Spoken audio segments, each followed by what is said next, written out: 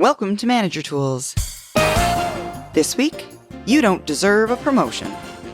The questions this cast answers are, what do I say to a direct who wants a promotion? When do directs deserve a promotion? And how can I help a direct get promoted? If you want answers to these questions and more, keep listening. We've got some exciting updates over here at Manager Tools. You may have heard, you may not have, Manager Tools is now a Project Management Institute authorized training partner. That means is you can now receive PDU credits for attending any of our in-person or virtual training events. In order to take advantage of this opportunity, in order to ensure you get the PDUs you need for this year, you can find us on our website, manager-tools.com/training, and register for any of our virtual or in-person Effective Manager, Effective Communicator, Effective Hiring Manager, or Effective Remote Manager events. We've tried so many times. Really tried to help y'all with this problem. And despite our Hall of Fame 4-part guidance, Yep. that we presented, I mean, it's been years, to managers. We answer the question of how do I get promoted? We still get questions from managers. All the time. Kate, I think I Yeah. got 30 this week alone while I was presenting. That sounds right. Yeah. And gosh, managers direct say, oh, I feel like I deserve a promotion. And that's never true. So we're going to talk about it. We put 4 parts out about this before. So it's 2 hours of content about it. The show notes were more than 4,000 words long. Yeah. And we thought we'd covered it, but still, it's not been enough. Lately, what we're getting is, what do I say when one of my directs says they deserve a promotion? So today we're gonna share with you, if your directs say to you, I deserve a promotion, tell them they don't, how promotions work, and explain why. Those are the 3 pieces of our guidance today on how to deal with what you do, what you say, and what to explain to them when they believe they deserve a promotion. Exactly. So first off, as Kate just mentioned, tell them they don't. I know, it sounds silly, right? The answer to this statement is no, you don't deserve a promotion because nobody ever deserved a promotion. Now, that might sound a little bit blunt to people. Yeah, exactly. It sounds a little bit sharp to many. But don't you like it when your boss doesn't try and sugarcoat bad news? I mean, don't you like when bad news is short and succinct and like ripping off a Band-Aid rather than it takes 5 minutes all strung out to tell you the ultimate answer, which is you don't deserve a promotion. And it's always true. The more words you use to deliver bad or unwanted news, the more likely you are to confuse the message. The listener gets confused. I think we've all received a piece of performance communication before and left the conversation thinking, so was that good or bad? It's kind of the same situation. So do I deserve it or not? Is what happens if you use too many words. You're too superfluous. You make it into a big, long, strung out story. One short, succinct statement can end that confusion, prevent that confusion. Because it is true. And we see this all the time when we're presenting to people or when we're essentially working with people and we talk about feedback, and people all day long, they talk about negative. And then at the end of the day, when it's time to deliver negative, they get nervous, and that nervousness causes them to add a bunch of extra words. And in no scenario has that ever made me feel, I suppose, because we're not training Winston Churchill, has that ever made me feel, oh yeah, that was easier, that was less hurtful? Exactly. You're right. Yeah. It doesn't cushion the blow as cushiony as we try and make it. Yeah. And Amanda says, just rip off the Band-Aid. The longer it takes, the longer they're in pain. And we're not trying to suggest that they should be in pain here. We're going to cover why it's true that no one has ever deserved a promotion here in a moment, because the answer we're suggesting you give them, which again is no, you don't deserve a promotion because nobody ever deserved a promotion. That answer puts us at odds with their statement that they are deserving. So we'll come back. In the interest of giving you the guidance up front, we wanted to tell you what to say. And we also want to help everyone understand how promotions work. Yeah, we got to do a little bit of lead up here. In that statement, no one ever deserved a promotion. You need to know a little bit more information before you can say that. And folks, the reason your direct doesn't deserve a promotion is the same reason you don't deserve a promotion, nor does anybody else. Promotions aren't deserved, they're decided upon. In fact, if you want to play off the misapplication of the word deserve, it would be accurate to say, when it comes to promotions, it's the organization that deserves, not the applicants. It deserves the best person in that role now and in the foreseeable future, taking into account all kinds of factors that no documented or objective process could possibly capture. Promotions are part of your organization's succession planning process. This is about the future of the organization. If you've been in a large organization for a while, or even if you've just been through it took about one round of performance reviews for me to cotton on to this in my previous roles, you know that there are so many factors, there's so many conversations, and it's not, to be clear, just the bureaucracy involved that causes those things to be true. If you've been through this process once, you know there's a lot going on, and you may have attributed to it to bureaucracy and that kind of process getting built up around HR. This is, though, about succession planning. It's about the future of the organization. And part of that is because the organization, even though we're responsible for our own career paths, right? The organization still has some responsibility to itself. Yeah. And therefore, promotions receive more attention than most professionals realize when they're unaware of the process. And inexperienced professionals actually believe sometimes that their direct boss alone, just their supervisor, like their manager, can promote them. Right? And y'all, we're sorry to be the bearers of bad news. It's not true. Mm-mm. It's super not true. It's this thing where if you don't know, you just assume. And when you do know, you realize the depth of misunderstanding inherent in that assumption. Mm-hmm. I've shared with managers before, if you have a direct, sometimes this question comes up with delegation. If you have a direct who says, oh, if I take this on, does that mean a change in role or monetary things, all this compensation increase? And I have, at first, when I first started getting this question, I would laugh on accident, sort of, because it is a bit ludicrous. And I honestly said to somebody a few times, hey, why don't you just try explaining to them the process through which these things get approved, and tell them, hey, stop me after a number of minutes that you feel you get it. And then when they stop, you say, I have 6 more minutes of things to say, because the process is so in-depth. It's so in-depth. In many places it is. So it's a crazy idea to believe that your boss can promote you, or a boss alone could promote someone. Mm-hmm. And you could even take it to its logical conclusion. Even some managers don't understand the process very well. And why is that most lower people don't understand the promotion process? We should share that. Right? The answer is obvious, to be honest, because that's the way your organization wants it. I mean, folks, it's not out of malice. It's not out of some sort of deep-seated evilness that comes from your organization that the process or system for promotion is hidden.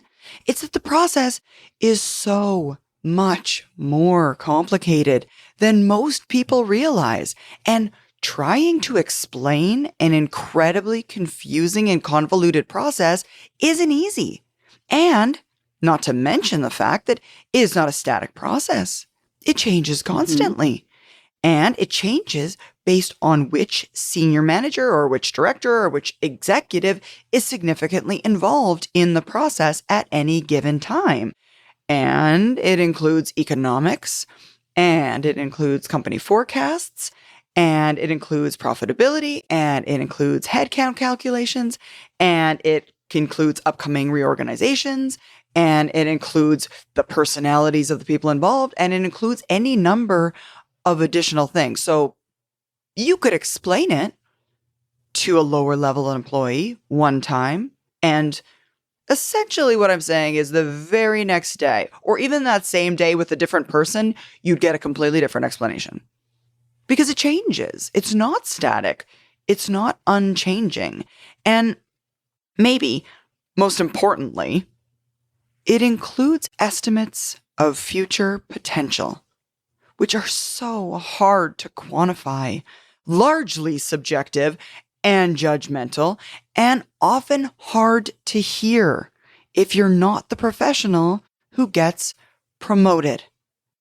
I have been in discussions where one of the things that was being discussed in terms of how many promotions were going to occur that year or were even on the books, on the table, they weren't on the books yet, as possibilities, was directly related to a conversation about the fact that they had to add cubes to 3 floors and where the people for those cubes were going to sit, and the people for those cubes weren't the promoted people.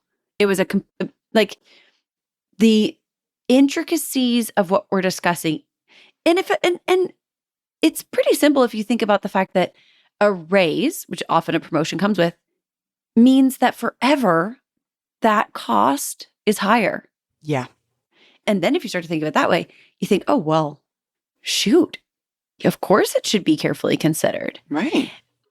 The fact is, y'all, cubes aside, the specific objective criteria for a promotion at any level are either unknowable or unshared. And that's probably how you will want it when you have a chance. Some of us want a chance. When you do finally have a chance to make decisions about whom to promote. Yeah, exactly. And in many cases, the response to the inherently subjective nature of these decisions is to demand a transparent or completely objective promotion criteria and process around it. And okay, that's cute, but creating, and that leaves out the idea even of publishing, which would be the next step. Yeah. Wow. An objective process for promotions is honestly ridiculous. How can one quantify objectively the future growth of your firm or the likelihood of a specific division, hopefully yours and maybe not, growing at a certain rate, which is necessary to sustain the position in its present form? Yeah. That's exactly it. What's going to happen in 6 months? You don't know what's happening in a year. You don't know what's going to happen in 18 months. How? Yeah. The commitments you're expecting an organization make are far beyond what any professional thinks they might be. And folks, the organizations who've tried to create objective processes in respect to these types of things, promotions, who gets them when, what's deserving, it always fails. Even if there are categories and weighted averages applied to them, promotion decisions are ultimately subjective. And this means it's hard to understand why any particular person was promoted. If someone is promoted and it seems obvious to you that they should have been promoted, you can almost be rest assured that the decision took into account many different factors, more factors than you ever considered. And the reasoning that you are applying to this situation for why you think that person got promoted because it was so obvious they would be is likely wrong. I mean, you're not even seeing half of it. It's like an iceberg. It's essentially an iceberg. That is a great way to describe it. And even in my experience, the understandings you have about promotions at the level where you are currently versus the understanding you will gain in the next level is such a big jump that that iceberg is, it's growing from your perspective. And yet, as it grows above the water, it grows beneath below the water. It's all growing.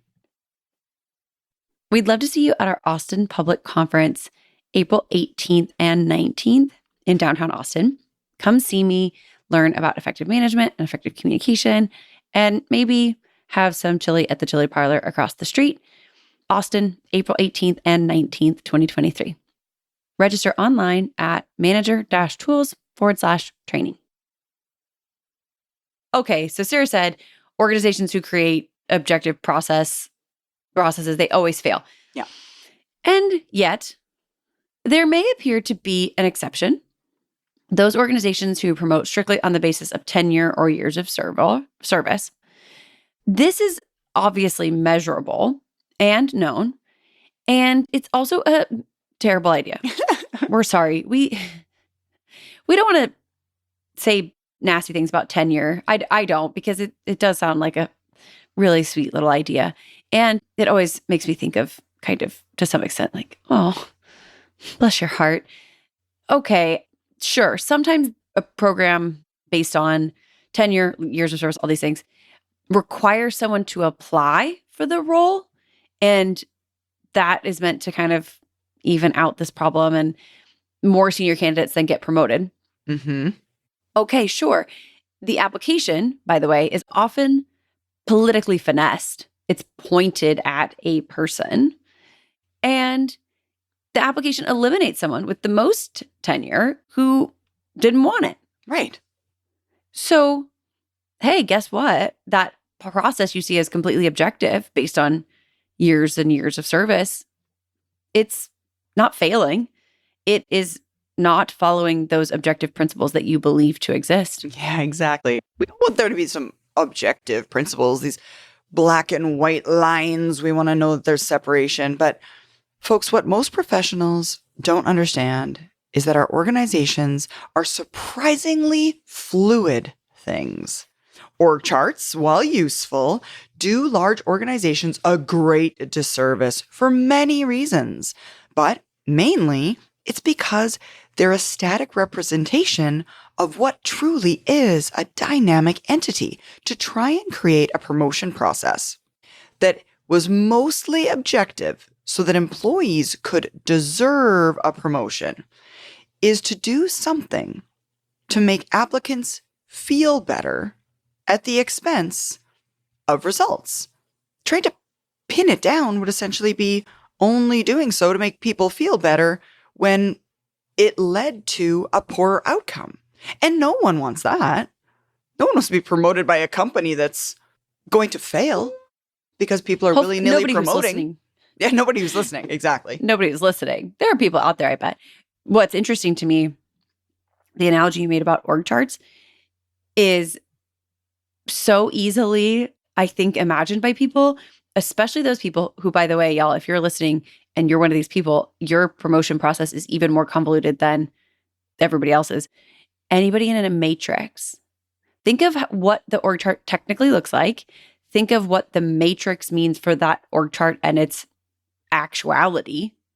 And you'll get some sense of the difference between what we would write down and, again, what's actually happening if we were to say, hey, let's create this promotion process and write down all these things that are objective and therefore true in a sense, except, of course, you guys know, with a matrix, things change. Hey, guess what? Same thing with the process. And yeah, making people feel better when, in fact, it won't change the outcome is just making them feel better on the front end, and then they don't get promoted anyway. So I don't know why you want to feel good now just so you can hear later the truth.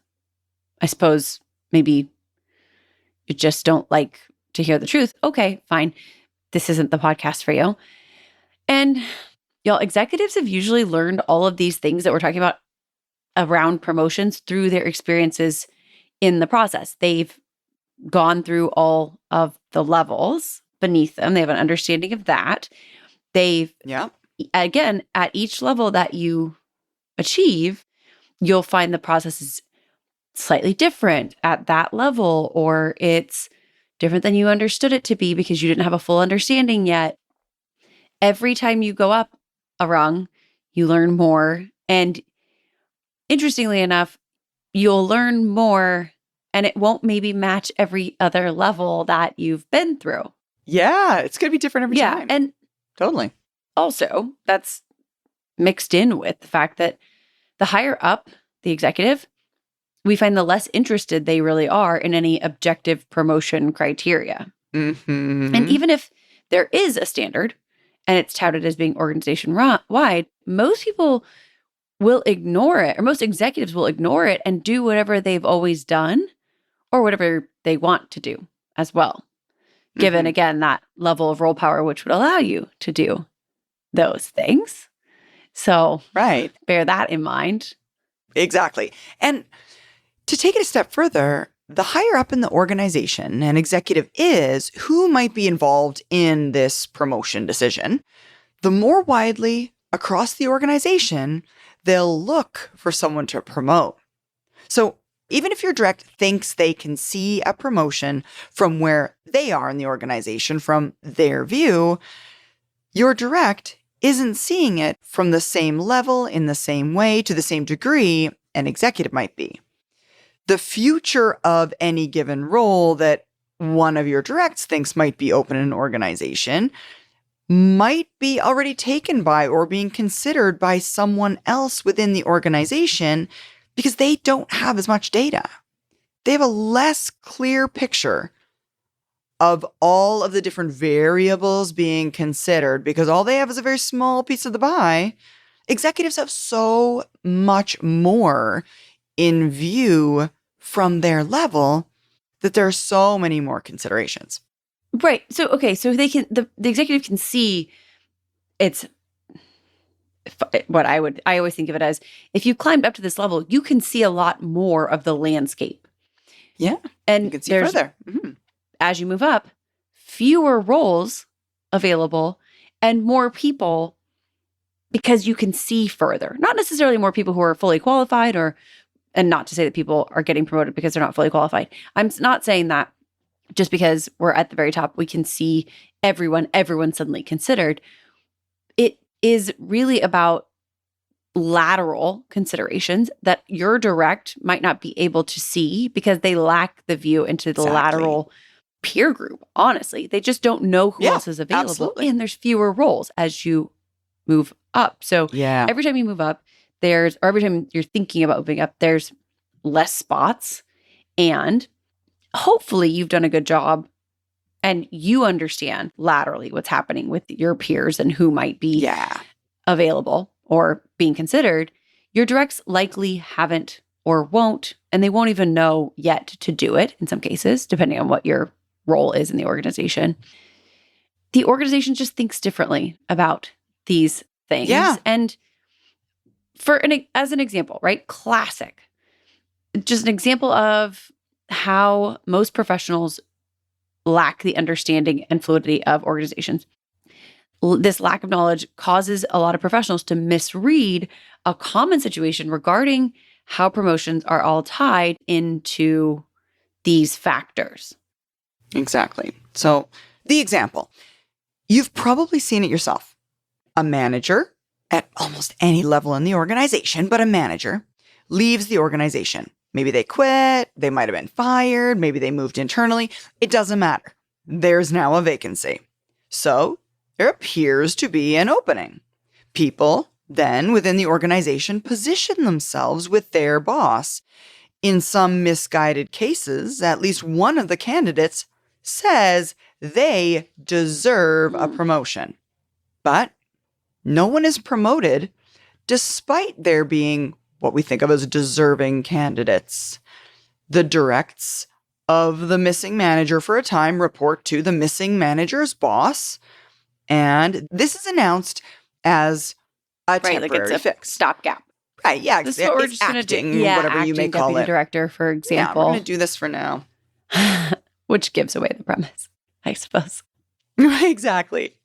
Right? The assumption here, of course, is that things will go back to the way they once were when a new manager is promoted into the missing manager's Right. position. Again, the assumption that this is temporary. Hey, this won't last.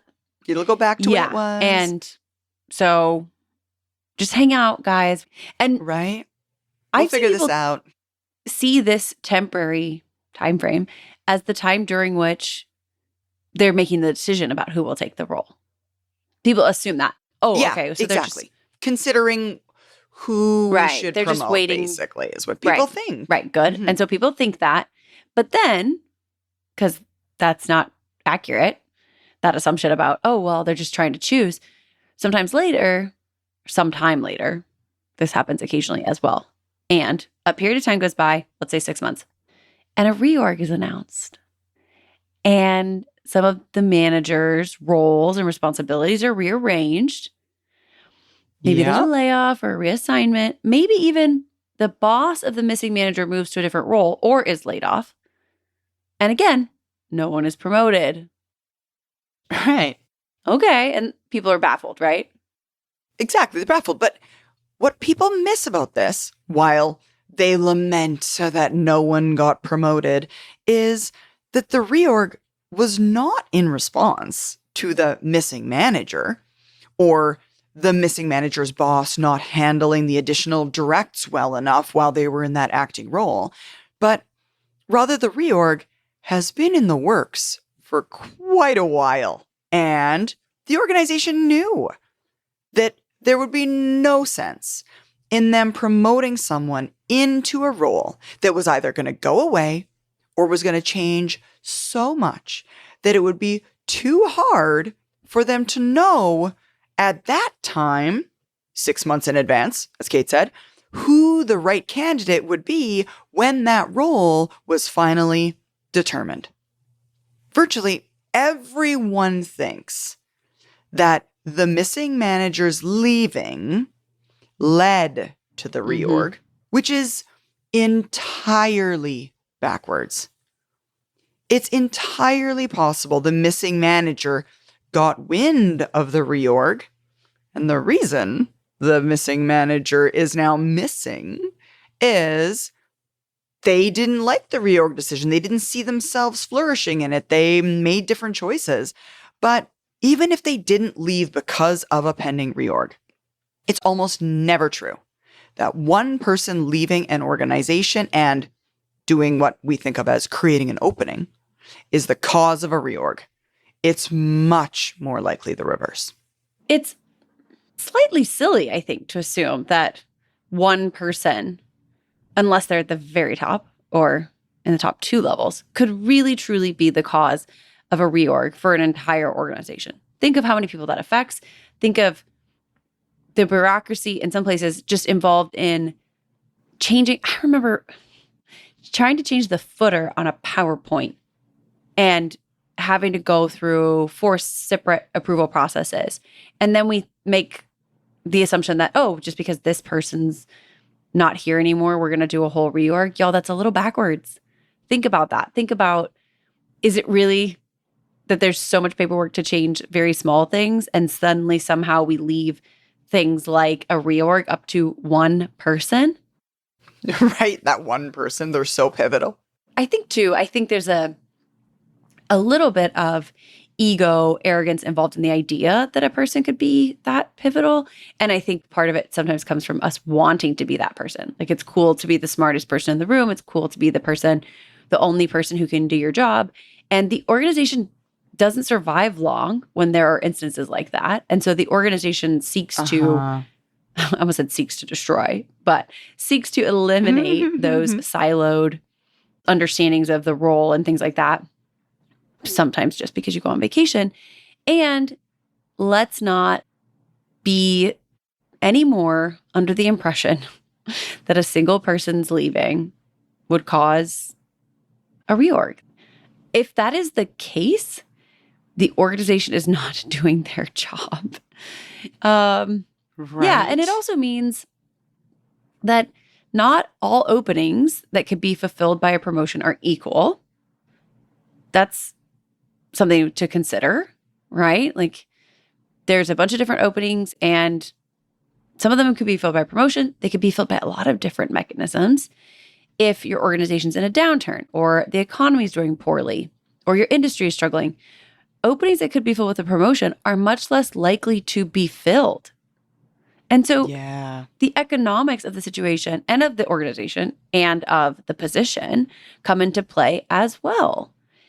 Executives who are responsible for deciding what's going to be done with the opening have so many options. As soon as there's an opening, lower levels tend to look up and assume, oh, there's the possibility for a promotion. They don't realize that there is also the possibility of demotion. In someone could be demoted into that position. Someone could be moved. Again, we talked about lateral moves. The position could be eliminated. The directs could be redispersed. There is so many things that could be an option. We want to encourage you to think of those things and to be aware of the fact that because all of the things that we've mentioned are true, someone feeling they deserve a promotion is the least of the organization's worries. It's a little egotistical. And I'm not suggesting that it's wrong to have enough ego to think, hey, I'm great at my job, because there's a lot of probably top performers listening. And so you could be thinking to yourself, I have done what is asked of me in this role, and that's good. Remember the rule of 150% and go above and beyond, because being deserving of it is such a small piece of this puzzle. And again, the word deserve has a definition, and this particular process doesn't meet it. And so we've given you a lot of background. Yeah, tons of background. I mean, we started with the bluff, as Kate mentioned earlier, to kind of cue it all up so you know where we're going. But all that background to say, it boils down to this. Promotion opportunities are not always what they seem. Executives are always involved in promotion decisions at higher levels than most of us realize. And they are involved even at the individual contributor level at times. They don't do whatever the process may be, should there even be they don't follow a process. And they don't follow it, exactly. And it's very possible they don't know the candidates. So, all that said, how can anybody at any level of the organization believe they deserve a promotion in such a situation? Sheer lack of knowledge. Sheer lack of knowledge. They just don't know. And they just don't know. We talk about professional immaturity occasionally. Y'all, this is a example of professional immaturity, which is to say a person's professional past has not put them in a knowledgeable situation about this particular mechanism of the organization. They simply haven't had an experience which helps them understand. And that's a professional immaturity. You don't have to be young. All you have to do is be new in your career and not have gone through something that gives you this understanding. And okay, now we know, and we have to explain why. We have to talk to our directs. Yeah, have the actual conversation. Right. So how do we turn this into something palatable? Yeah, exactly. Something that's not completely horrible. After we say the first statement, going back to, sorry, but no, you don't deserve a promotion because nobody ever deserved a promotion, we can then add two things. The second of which is actually a positive response to their request. So it could sound like this. The reason nobody deserves a promotion is because that's not how promotions work. Promotions are part of the succession planning process, and that gets senior level attention. And it's more complex and more subtle than most people realize. Think of it this way. Even if you and I both thought you were ready, that isn't necessarily what matters. What matters is whether the organization is ready. Just because there's an opening doesn't mean it will be filled, nor does it mean that if it is filled, it would be filled by somebody in our area. Organizations are much more fluid than people realize. Org charts give us all a wrong impression of what is a static entity when Truly, organizations are dynamic. They're either changing now, publicly, or there's a change in the works and probably multiple changes. That said, I'm glad you're thinking about getting additional responsibilities here. The question isn't whether you deserve it, but whether the right people think you're ready and the role is right for you. And the way we make that possible is 3 things: results, relationships, and politics of promotions. Maybe in our next MTO3, we can talk about all of those things and make sure you and I are on the same page. Yeah. Help them understand, y'all. And this is what you can, if you are a licensee, you can pull that direct quote from the show notes and use it to share with your directs verbally. Some extra understanding about what's going on. Have the paper in front of you while you're having the conversation. Yes. And come with aids. Right. It's almost like print it out and have it ready just in case. Put it in a special folder somewhere just in case. Exactly. Near to you so you could just grab it during a one-on-one. We want them to understand because they're probably going to be in systems like this one for the rest of their professional career. This learning will help them for the rest of their career. And again, this is the key thing, y'all, that I have found really, really helpful when talking to people about changes in, and again, this is kind of outside the scope of our cast today, but changes in work content, delegations, coachings, all kinds of things that would cause a person's tasking, responsibilities, these things to change, sometimes bring up this conversation as well. And especially if it's when it's happening when you're trying to delegate, when you're trying to coach, when they're trying to grow, their understanding of this will make that conversation of, oh, hey, this extra one thing that I'm going to work on should cause me to get a promotion, go away. Because there's 40 people involved in that. The idea that, oh, you're going to do this one extra thing and 40 people are going to agree that you're ready for a promotion or a incentive change it's ludicrous. Yeah. Again, professional maturity from lack of understanding. Y'all. Mm-hmm. No, that's exactly it. Nobody deserves a promotion. It's silly of our directs to say so. It implies entitlement and a mentality which will get no one anywhere in professionally managed organizations. We need to help our direct understand that's not how things work and then channel their desire for more responsibility in the right direction and towards a positive outcome. That's exactly it. Awesome. Thanks, Kate. Thanks, Sarah. That's all for this week, folks. Join us again next week for a new topic. Have a good day, y'all. Bye, everyone.